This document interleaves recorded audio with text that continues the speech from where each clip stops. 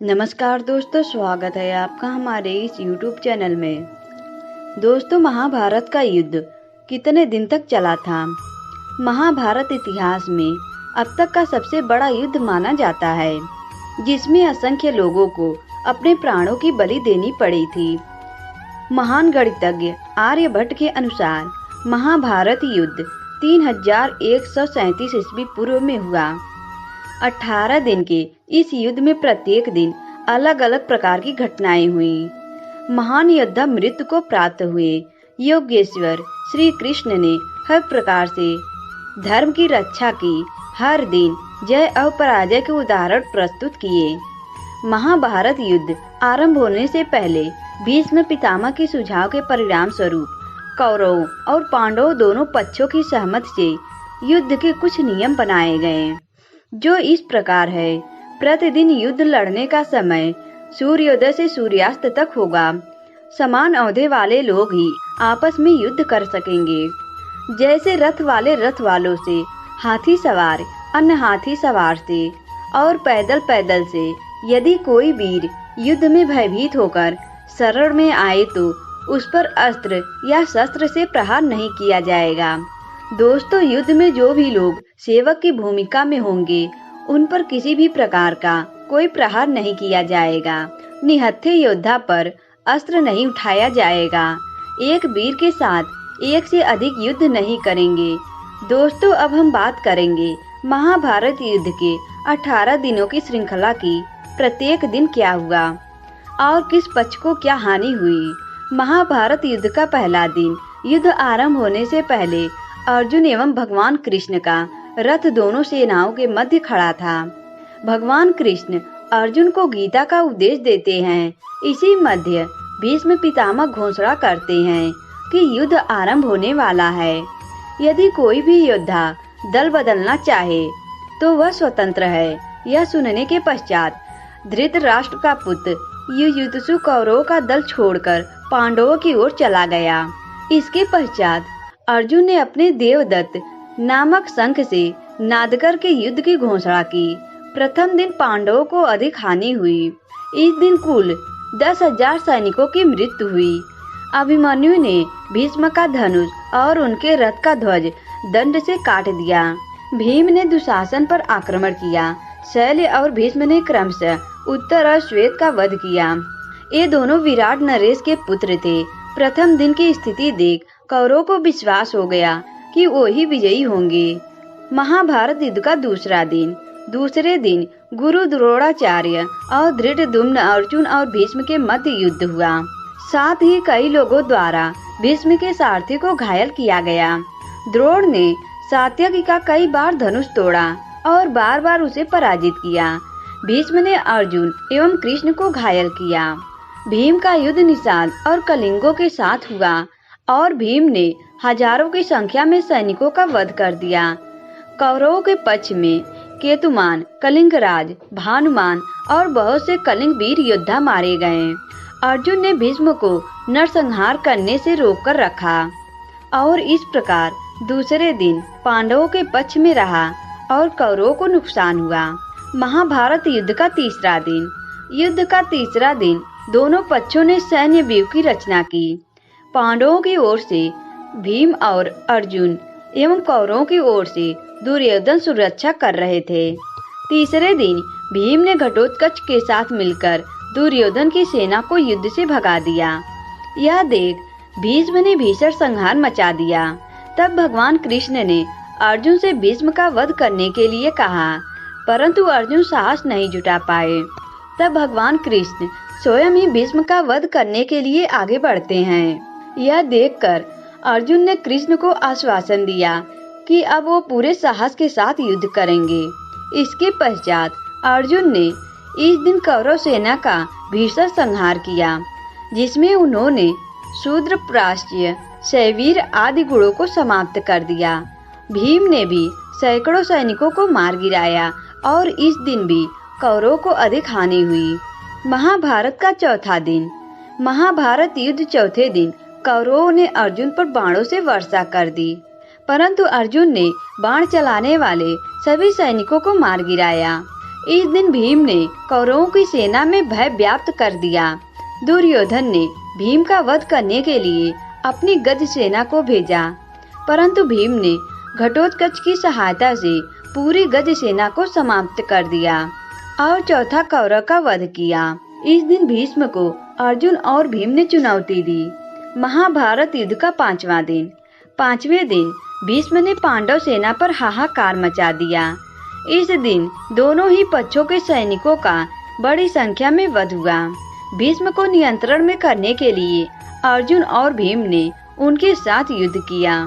सात्यक ने द्रोण को नियंत्रण में रखा, परंतु बाद में भीष्म द्वारा सात्यकी को युद्ध स्थल से भगा दिया।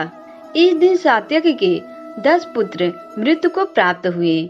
महाभारत युद्ध का 6वां दिन। 6वां दिन दोनों पक्षों ने अपनी अपनी सेनाएं युद्ध क्षेत्र में उतारी।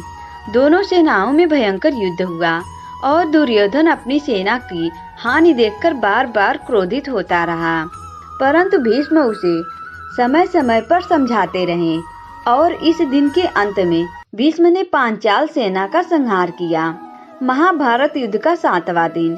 7वें दिन फिर से दोनों पक्षों ने भिन्न भिन्न आकृति में युद्ध क्षेत्र में अपनी सेना एकत्रित की।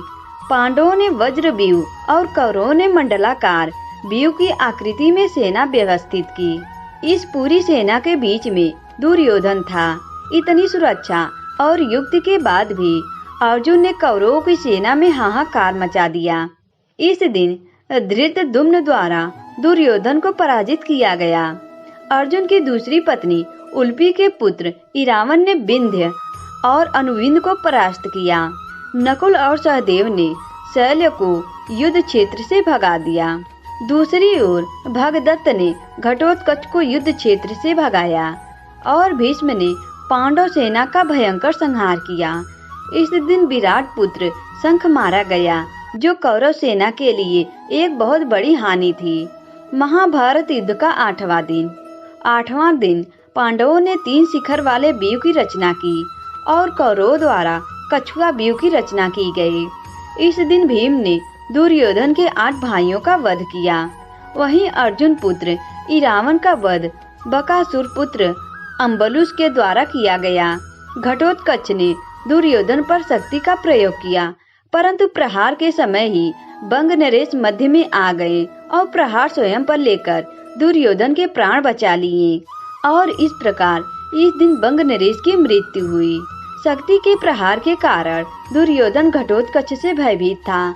इसके पश्चात भीष्म से आज्ञा लेकर भक्त ने घटोत्कच को पराजित कर भीम समेत अनेक पांडव सैनिकों को पीछे की ओर ढकेल दिया और 8वें दिन भीम ने दुर्योधन के 9 अन्य भाइयों का वध किया।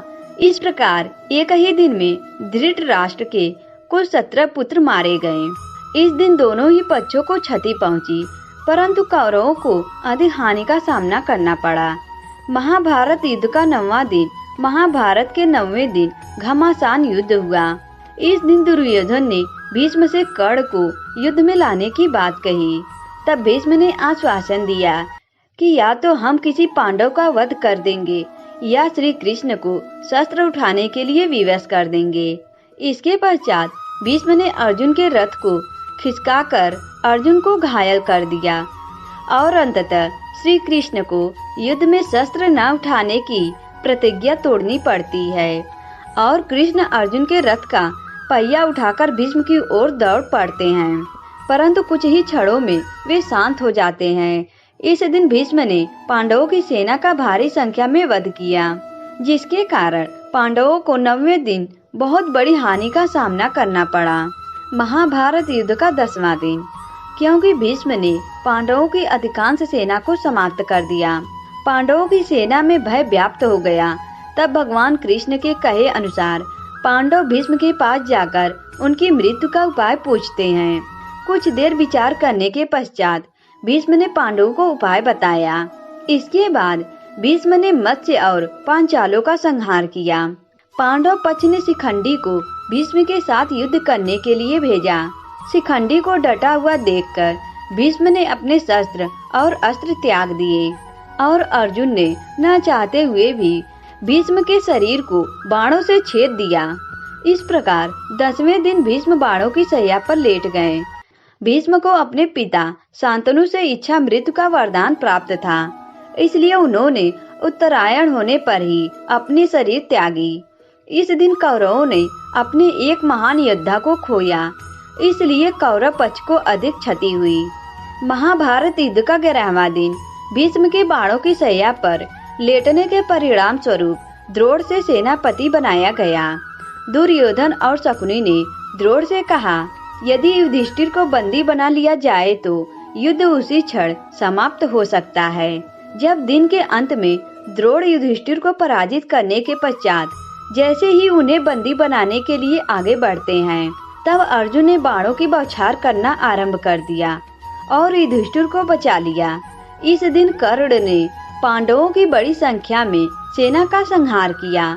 फिर सात्यक तथा कर्ण, भीम तथा शल्य, सहदेव तथा शकुनी एवं अर्जुन और सुशर्मा के मध्य युद्ध हुआ। इस दिन पांडवों को अधिक क्षति का सामना करना पड़ा। महाभारत युद्ध का 12वां दिन 11वें दिन कौरव युधिष्ठिर को बंदी नहीं बना पाए, इसलिए अगले दिन कौरवों ने फिर से योजना बनाई और त्रिगर्त देश के राजा को युधिष्ठिर से बहुत दूर अर्जुन को युद्ध में व्यस्त करने के लिए कहा, जिससे अर्जुन की अनुपस्थिति में युधिष्ठिर को आसानी से बंदी बनाया जा सके।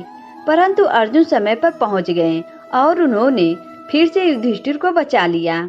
अर्जुन को दूर ले जाते समय युधिष्ठिर के साथ सात्यक थे। सात्यक ने द्रोण के रथ का पहिया काट दिया और रथ के सभी अश्वों को मार गिराया।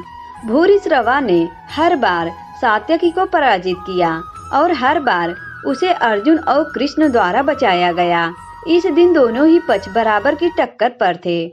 महाभारत युद्ध का 13वां दिन दुर्योधन ने राजा भगदत्त को अर्जुन से युद्ध करने के लिए भेजा। भगदत्त ने भीम को पराजित किया और इसके पश्चात भक्त और अर्जुन का युद्ध हुआ और इसी बीच भगदत्त ने अर्जुन पर वैष्णवास्त्र से प्रहार किया। श्री कृष्ण ने वैष्णवास्त्र को अपने ऊपर लेकर अर्जुन की रक्षा की।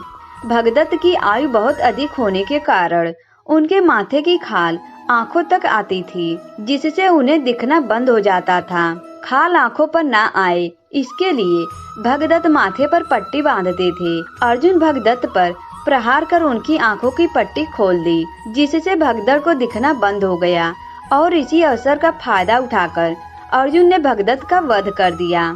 इसी दिन ऐतिहासिक व्यूह चक्रव्यूह की रचना कौरवों द्वारा की गई। युधिष्ठिर के लिए रचे गए चक्रव्यूह को तोड़ना केवल अभिमन्यु ही जानता था, परंतु चक्रव्यूह से निकलना अभिमन्यु को ज्ञात नहीं था। अभिमन्यु के साथ भीम और सभी साथी चक्रव्यूह के द्वार पर पहुँचे।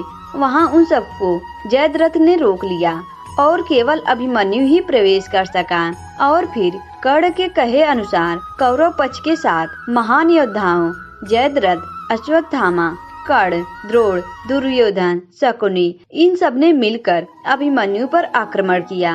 अपने पुत्र अभिमन्यु के वध की सूचना सुन अर्जुन ने सूर्यास्त से पहले जयद्रथ को मारने की प्रतिज्ञा ले ली। उन्होंने वचन लिया कि यदि यह संभव नहीं हो सका तो अर्जुन अग्नि समाधि ले लेंगे। इस दिन पांडव पक्ष मजबूत रहा, परंतु पांडवों को अभिमन्यु की मृत्यु के कारण एक बहुत बड़ी क्षति का सामना करना पड़ा।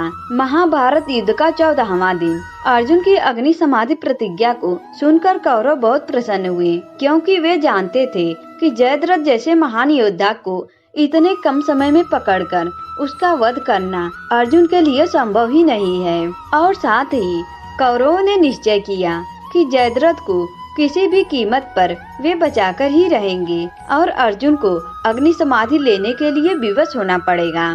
द्रोण ने आश्वासन दिया कि वह जयद्रथ को बचा लेंगे और उन्होंने जयद्रथ को सेना के सबसे पिछले भाग में छिपा दिया। 14वें दिन भूरिश्रवा ने सात्यकी को घेर लिया। इसके पहले वह सात्यकी के 10 पुत्रों का वध कर चुके थे। जैसे ही वह सात्यकी को मारने के लिए आगे पहुँचे, अर्जुन ने भूरिश्रवा के हाथ काट दिए। तभी सात्यकी ने उसका सर धड़ से अलग कर दिया। उधर द्रोण ने विराट और द्रुपद दोनों का वध कर दिया। इसके पश्चात भगवान कृष्ण अपनी माया से सूर्य को ढक लेते हैं, जिससे यह प्रतीत हुआ कि सूर्यास्त होने वाला है। तब यह देख अर्जुन अग्नि समाधि की तैयारी करने लगते हैं। दूसरी ओर छिपा हुआ जयद्रथ अर्जुन की समाधि देखने के लिए अर्जुन का उपहास करते हुए बाहर आता है। तभी भगवान कृष्ण सूर्य को अनावृत कर देते हैं और उसी क्षण अर्जुन जयद्रथ को मारकर उसका सिर उसके पिता की गोद में गिरा देते हैं। इस दिन दोनों ही पक्षों को बराबर की क्षति हुई। महाभारत युद्ध का 15वां दिन गुरु द्रोण और उनके पुत्र अश्वत्थामा ने अपनी विजय लगभग निश्चित ही कर ली थी। पांडवों का पक्ष कमजोर देखकर श्री कृष्ण युधिष्ठिर को एक युक्ति बताते हैं, जिसके अंतर्गत अश्वत्थामा के मरने की झूठी सूचना फैला दी थी, परंतु युधिष्ठिर को असत्य बोलना स्वीकार नहीं था। तब भीम ने अवंती राज्य के हाथी अश्वत्थामा का वध कर दिया। इसके पश्चात युद्ध क्षेत्र में बात फैल गई कि अश्वत्थामा मारा गया, परंतु हाथी मारा गया था। इसी बीच कृष्ण ने शंखनाद किया, जिससे द्रोणाचार्य को अंत के 2 शब्द नहीं सुनाई दिए। उन्होंने केवल इतना ही सुना कि अश्वत्थामा मारा गया और द्रोण को लगा कि उनका पुत्र मृत्यु को प्राप्त हो गया। यह सुनकर वे शोकाकुल हो उठे और उन्होंने उसी समय शस्त्र त्याग दिए। इस समय द्रौपदी के भाई धृतद्युम्न ने तलवार से उनका सिर काट दिया। इस दिन कौरव पक्ष ने अपने सर्वश्रेष्ठ योद्धाओं में से एक को खो दिया, इसलिए कौरव को अधिक क्षति पहुंची। महाभारत युद्ध का 16वां दिन द्रोण का वध होने के बाद कर्ण को सेनापति घोषित किया गया। कर्ण पांडव सेना का भयंकर संहार करता है। उसने नकुल और सहदेव को भी पराजित किया, परंतु अपनी मां कुंती को दिए वचन से बात होने के कारण वो उनका वध नहीं करता। इस दिन घटोत्कच ने युद्ध स्थल में आकर कौरवों में तबाही मचा दी। उसे नियंत्रण में कर पाना संभव नहीं था। तब दुर्योधन ने कर्ण से अमोघ शक्ति का प्रयोग घटोत्कच पर करने के लिए कहा। कर्ण ने अमोघ शक्ति को अर्जुन के वध के लिए बचाकर रखा था, क्योंकि अमोघ शक्ति का प्रयोग केवल एक ही शत्रु के वध के लिए किया जा सकता था। दुर्योधन के कहने पर कर्ण ने अमोघ शक्ति से घटोत्कच का वध कर दिया और भीम ने दुशासन का वध किया। इस दिन दोनों पक्षों को बराबर की हानि हुई। महाभारत युद्ध का 17वां दिन। महाभारत के 17वें दिन शल्य को कर्ण की सारथी बनाया गया। कर्ण ने भीम और युधिष्ठिर को पराजित किया, परंतु फिर से कुंती को दिए वचन के कारण उनके प्राण नहीं लिए। इसके पश्चात कर्ण और अर्जुन के मध्य युद्ध हुआ। युद्ध के बीच कर्ण के रथ का पहिया धरती में धंस गया और वह पहिया निकालने में व्यस्त हो गया। इसी के चलते श्री कृष्ण ने अर्जुन को कर्ण का वध करने का आदेश दिया। इस प्रकार अर्जुन ने असहाय अवस्था में कर्ण का वध किया। कौरवों का मनोबल पूरी तरह टूट चुका था। कर्ण के बाद शल्य को सेनापति घोषित किया गया और दिन के अंत में शल्य का वध युधिष्ठिर के द्वारा किया गया। इस दिन कौरव पक्ष को भयानक क्षति हुई। महाभारत युद्ध का 18वां दिन। 18वें और अंतिम दिन कौरवों के श्रेष्ठ योद्धाओं में से केवल 3 शेष थे, अश्वत्थामा, कृतवर्मा और कृपाचार्य। अश्वत्थामा ने प्रतिज्ञा ली कि वो इस दिन पांडवों का वध करेगा। इन तीनों योजनाओं के द्वारा रात्रि में पांडवों के शिविर पर आक्रमण किया गया। अश्वत्थामा ने द्रौपदी के 5 पुत्र पांचालों, शिखंडी समेत अनेक योद्धाओं का वध किया। पिता के छल पूर्वक मृत्यु से अश्वत्थामा ने बहुत ही आक्रमण रूप लिया था और उसने ब्रह्मास्त्र का प्रयोग किया, जिससे रणभूमि में भयंकर संहार हुआ। अश्वत्थामा का भयानक रूप देखकर भगवान कृष्ण ने उसे कलयुग के अंत तक धरती पर भटकने का श्राप दिया। इसके पश्चात सहदेव ने शकुनी का वध किया और भीम ने दुर्योधन के अन्य भाइयों का वध किया। अपने पराजय को देख दुर्योधन एक सरोवर के स्तंभ में जाकर छुप जाता है और फिर पांडव द्वारा ललकारे जाने पर दुर्योधन भीम से गदा युद्ध करता है और भीम ने छल पूर्वक उसकी जंघा पर प्रहार किया, जिससे दुर्योधन मृत्यु को प्राप्त हुआ। महाभारत युद्ध में अंततः पांडवों को विजय प्राप्त हुई। तो तो दोस्तों यह थी महाभारत युद्ध की घटनाक्रम। दोस्तों मेरे द्वारा दी गई जानकारी आपको अच्छी लगी तो कमेंट करके हमें जरूर बताएं। दोस्तों आज की वीडियो में बस इतना ही। अगर यह वीडियो आपको अच्छा लगा तो वीडियो को लाइक करें और हमारे चैनल को भी सब्सक्राइब करें। दोस्तों वीडियो देखने के लिए आप सभी का धन्यवाद।